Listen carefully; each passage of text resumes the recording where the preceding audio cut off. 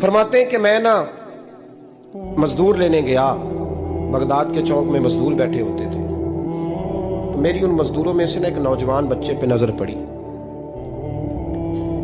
بڑا کمزور سا وجود تھا لیکن چہرے پر عبادت کا نشان تھا، ماتھا بتاتا تھا کہ نماز کا بڑا خیال رکھتا ہے۔ میں اس کے قریب گیا، چہرے بھی بڑا کچھ بتاتے ہیں نا، چہروں میں بھی بڑی رانائی ہوتی ہے۔ فرماتے ہیں میں قریب گیا، میں نے اس کو کہا بیٹے مزدوری کرو گے؟ تو کہنے لگا مزدوروں میں بیٹھا ہوں تو حضور مزدوری کے لیے ہی تو بیٹھا ہوں۔ تو میں نے کہا کہ چلو پھر۔ کہنے لگا نہیں میری کچھ شرطیں۔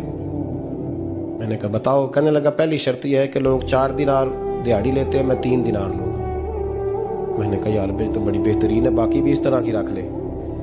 اس نے کہا حضور دوسری شرط یہ ہے کہ میں آپ کی مکمل بات مانوں گا لیکن جب اذان ہو جائے گی پھر آپ کی نہیں سنوں گا۔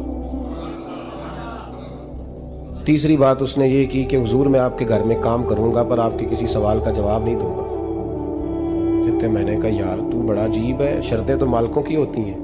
کہنے لگا جی بہرحال میں شرطیں لگا کے جاتا ہوں۔ فرماتے ہیں میں اسے گھر لے آیا، کام میں نے اس کو بتایا تو جو کام مزدور سارے دن میں کرتا ہے نا اس نے 2 گھنٹے میں ہی کر دیا۔ ہمارے مزدور سگریٹ پینے میں بھی تو آدھا گھنٹہ لگاتے ہیں، وہ چائے پینے جائیں تو پونا گھنٹہ وہاں۔ ان کو بھی تو دیانتداری کرنی چاہیے کہ نہیں کرنی چاہیے؟ معاہدہ کیا ہے نا جی، تو پورا اترنا چاہیے نا۔ کہتے 2 گھنٹے میں۔ اب کام جب بندہ شروع کراتا ہے تو کام اور نکل آتا ہے۔ کہتے کام میں نے اس کو اور بتا دیا، وہ کرنے لگا۔ اس نے مٹی نکال کے رکھی تھی باہر رستے میں، تو اذان ہو گئی زور کی، اس نے وہیں کدال چھوڑی کہی اور چلنے لگا۔ تو میرا بیٹا کہنے لگا اس کو ذرا برابر کر دو۔ کہنے لگا چپ کر جا، تیرے باپ سے بات ہوئی تھی، جب اذان ہوتی ہے تو میں کسی اور کی نہیں سنتا، صرف اللہ رسول کی سنتا ہوں۔ کہتے ہیں مسجد چلا گیا، نماز پڑھ کے آیا تو دوپہر کا وقت تھا۔ میری بیوی کہنے لگی اس کو کھانا کھا لے۔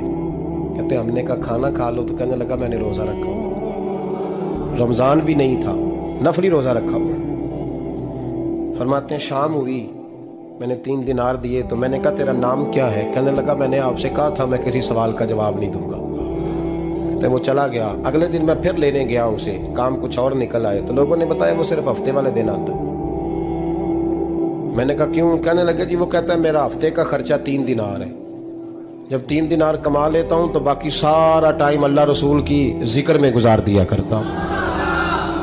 فرماتے ہیں عجیب۔ اگلے ہفتے میں پھر لینے گیا، میں نے پورا ہفتہ انتظار کیا کہ کام اسی سے کرانا ہے۔ میں جب گیا تو میں نے کہا چلو، کہنے لگا میری شرطیں یاد ہے نا؟ اور میں نے کہا یاد ہے بھائی، ساتھ چل۔ فرماتے ہیں کام کرایا، 2-3 ہفتے وہ آتا رہا۔ ایک ہفتے میں گیا تو لوگوں نے کہا حضور آج نہیں آیا، کیوں؟ کہنے لگے بیمار ہو گئے۔ کہاں گھر ہے؟ کہنے لگے بغداد کے قبرستان کے پیچھے جو کچی آبادی ہے اس میں رہتا ہے۔ فرماتے میں گیا، دروازے پہ دستک دی تو کہنے لگا حضور آپ ہیں؟ دروازہ کھولا ہے آ جائیے۔ فرماتے ہیں میں اندر گیا تو میں نے کہا تمہیں کیسے پتا چلا؟ میں کہا تمہیں کیسے پتا چلا میں آیا ہوں؟ کہنے لگا حضور اللہ والے ہو، آپ نہیں آنا تھا، ورنہ امیر تو غریبوں کا پتہ لینے کوئی نہیں آتے۔ کہتے میں قریب گیا تو کہنے لگا میں آپ کا انتظار کر رہا تھا، تیز بخار ہے، تپ رہا۔ جیب سے کچھ پیسے نکالے، کہنے لگا یہ پیسے رکھ لیں۔ ایک انگوٹھی نکالی، کہنے لگا حضور آج رات کو میرا انتقال ہو جائے گا، ان پیسوں کا کفن خرید کے صبح جنازہ پڑھ کے مجھے دفن کر دینا، اور جب دفن کرو تو یہ انگوٹھی لے کے عصر کے بعد ہارون رشید کے پاس جانا، آپ اسے کہنا میں نے ملنا ہے پر وہ آپ کو ٹائم نہیں دے گا، آپ اس کو آواز دیجیے گا کہ تیری ایک امانت ہے میرے پاس۔